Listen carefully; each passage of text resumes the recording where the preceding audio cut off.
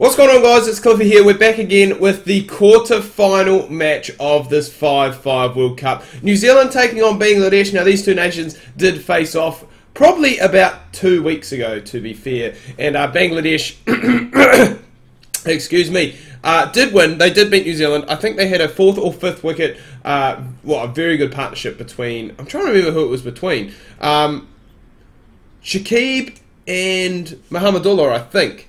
With the two players, both scoring hundreds and both getting Bangladesh through to the semi-final of the Champions Trophy. Champions Trophy is now done and dusted, so we are ready to go and race through these remaining series that we do have. And what a catch that is. I was going to say Mamul Haq, but I don't think that is. I believe a Haq, I'm not too sure who that is. But a ripper of a catch in the gully by whoever that was. Absolutely squared up the batsman. And Tim Southee goes from strength to strength in this tournament. He is just picking up wickets for absolute fun at the moment. And we're not going to complain too much. 3 for 1, or 1 for 3, whatever you want to call it. And New Zealand definitely on top here in this game. We'll be looking to erase, I guess, the demons that is Bangladesh cricket. For some reason, Bangladesh is just New Zealand's bogey team. Like, they beat us, obviously, in the Champions Trophy. They beat us in a game... Oh, man, direct hit and he was gone. Instead, they're going to get bloody 4 overthrows, boys. How does that even happen? Whew. Unnecessary, unneeded. Direct hit though, and he was gone, and Bangladesh would have been 2 down, and that would have been a very good start for the Kiwis. Nonetheless, still 1 for 9. But anyway, back to that. Bangladesh, New Zealand's bogey team, it must be said. For some reason or another, we just seem, whenever we go to Bangladesh, tour Bangladesh, we just don't seem to do very well, don't seem to get the job done.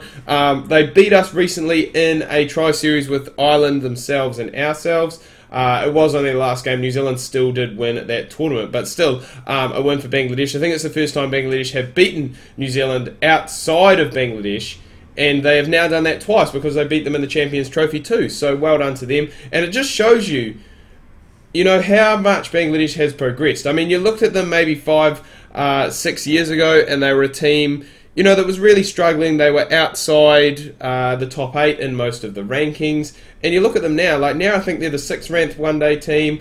Test, they're definitely up there. I'd say they're probably above the West Indies.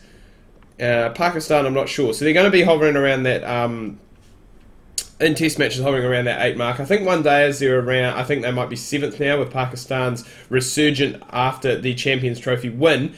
And... I'm just trying to think what else. T20s, I'm not too sure what they are. T20 rankings, to be honest, I don't even know why they have rankings for T20 cricket. I mean, obviously they have to. They have rankings for all formats, and it's done as I suggest. I didn't suggest. I think I said it in a recent video.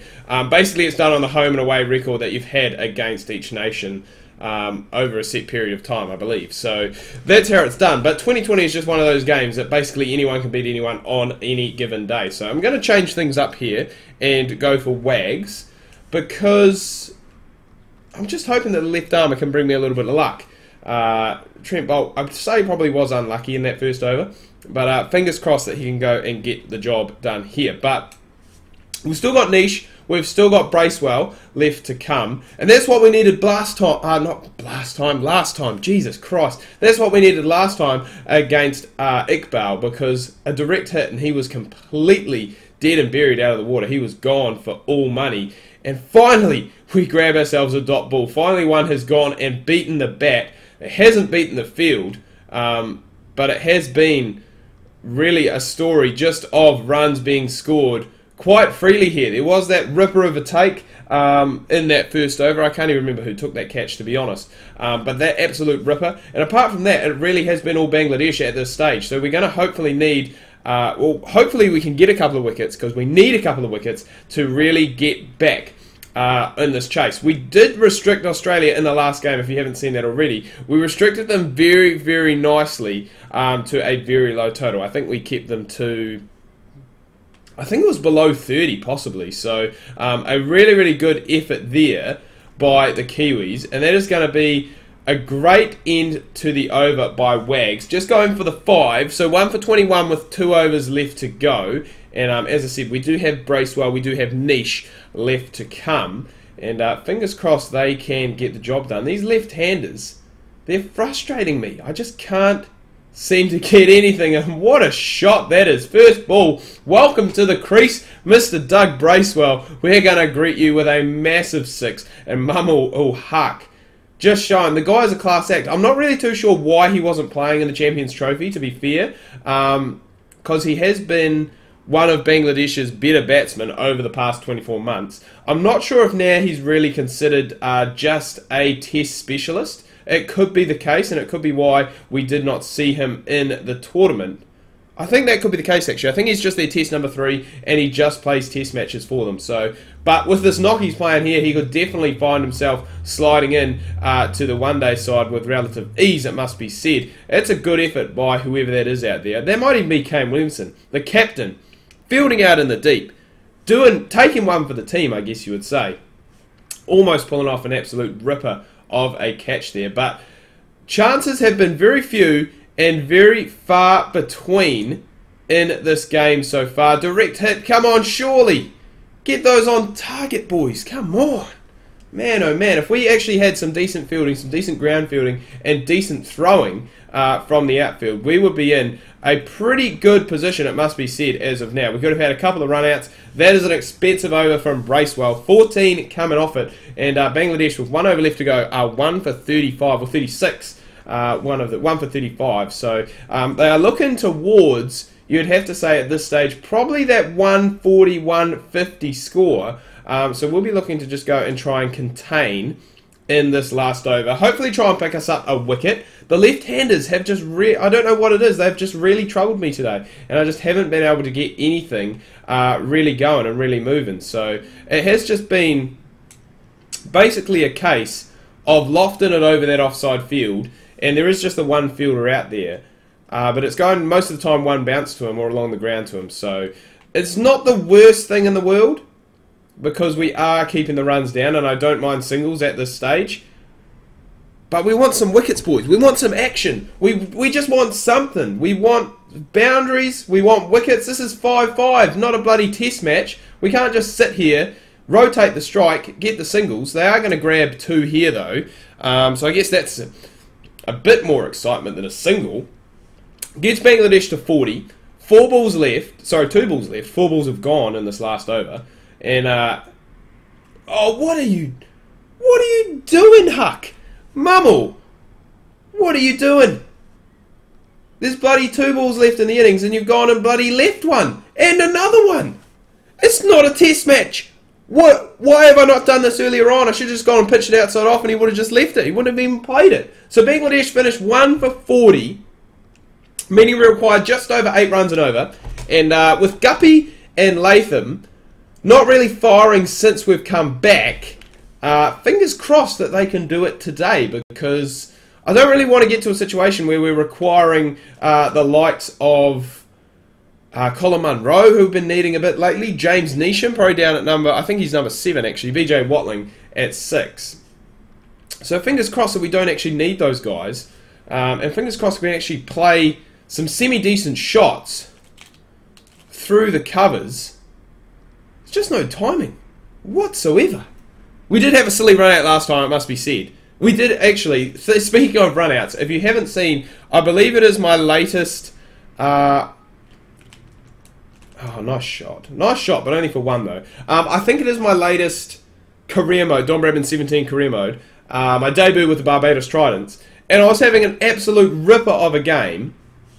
Went to go, I think it went bat then pad, they appealed, went to go for a run, got halfway down the pitch, and then the bloody non-striker's like, you know what, I don't really feel like running this one. Stood his ground, and because of that we got run out for bloody 45. I was going to say, we're not going to run Latham out here for 2, so we will come back. And this has been a fairly sedate start, but a good start. We haven't lost a wicket yet, which is always promising, because we do normally lose a wicket early on in the piece. And that is just what we needed from Guppy. Good work, son. A big maximum, and that is exactly, as I said, what we needed. Great start. The field now has changed, so there's a huge, if anything is on the pads, there's a huge gap in mid-wicket. But of course it's not on the pads. Of course it's not on the pads. The AI is too smart to do that. We still do get 12 off the over, thanks to that big 6 from Mr. Martin Guptill. He does keep the strike, and we do have Rubel Hussain in to bowl now. So I'm trying to... didn't even see really where the men on the outside were. But that's alright. We'll just continue to go for this cover ploy, which seems to work so well. Tommy Latham is just standing down the other end at the moment, but he won't mind that. He won't mind Guptill going off his rocker, and hopefully scoring us some big runs. He's 12 off 5, so things are looking good for Guppy until I go and bloody do that. Play around a bloody straight one, and your name's Martin Guptill, not Shane Watson, mate. You shouldn't be doing that. You should not be playing around straight ones. Hussain gets Guptill for 12 off 6. In comes Captain Kane. And that's not what we wanted. Looking to try and up the ante. Mid-wicket square leg, deep fine leg, square gully. Okay. Still not really many options for run scoring, to be honest. Oh, God. I don't know what it is with me in run-outs in this game. I just continue to try and give my opposition run-outs wherever I can. It's very hard to dissect that cover to cover point, or cover to point region, it must be said, because there are 3 guys patrolling that area. So going up and over the top, I think, is going to be the tactic. I believe, if my intel is correct, I think there is another... I think we're going to have at least 1 over a spin here. So that's something that we can possibly bank on getting some runs, because we do like to attack the spinners. This has been a good oval from Rubel. It has only gone for 5. Latham hasn't had that much of the strike, and that is probably what we needed to do earlier in the over. I mean, there is no way we're going to dissect that point to cover region, because there are 3 fielders in a very, very close span. And look what I said. Spin coming on. Shakib Al Hassan. And 20 off 18 required. And he may be the guy. In fact, he is going to be the guy that we go after. Kane Williamson. First ball. 6er. Thank you for coming, Shakib Al Hassan. 14 off 17. And Williamson now moves on to 8. And he's gone again. This one, probably even bigger. 86 metres. Welcome to the crease, Shakib. The only thing that would make this better if it was bloody Dougie Bracewell doing it, because he got greeted with a 6 off his very first ball. He's going straighter, but it doesn't matter, because we're going straighter too. Not going longer. 83 this time. Boom. Love it. 2 needed. And Shakib, I'm sorry, but you've just been taken to town by the Kiwi skipper. I probably talked a little bit too soon there. I was lucky actually not to get bowled around the bloody legs. So we've got a deep extra cover now, and that is going to change our tactics a little bit. We're going to rock on the back foot. Play that down to third man. I love it. That is my go-to shot in DCB 14. I really need to learn how to play it in 17, because it is going to help us a long way. But a huge win for the Kiwis. They have 2.1 overs left to go. 9 wickets left in the bag. Kane Williamson, man of the match for his 24 off 17. Absolutely destroying the Bangladeshis. New Zealand getting a bit of revenge for that Champions Trophy knockout. And we now move on to the semi-finals. I believe we are taking on the West Indies from memory. And the other side of the group sees either the Irish or the Dutch, I think, taking on South Africa. So those are our final 4. Really looking forward to getting into it. Potentially 2 more episodes left of this series. Let's finish it off with a bang. Let's make sure we also show some love for this video. Smash that like button, guys. If you are new, please do hit the subscribe button. Social media links are down below in the description, so if you do want to chat to me, make sure you go down there and I guess just come chat to me is the thing that I'm saying. Until next time, ka kite anoa. See you soon.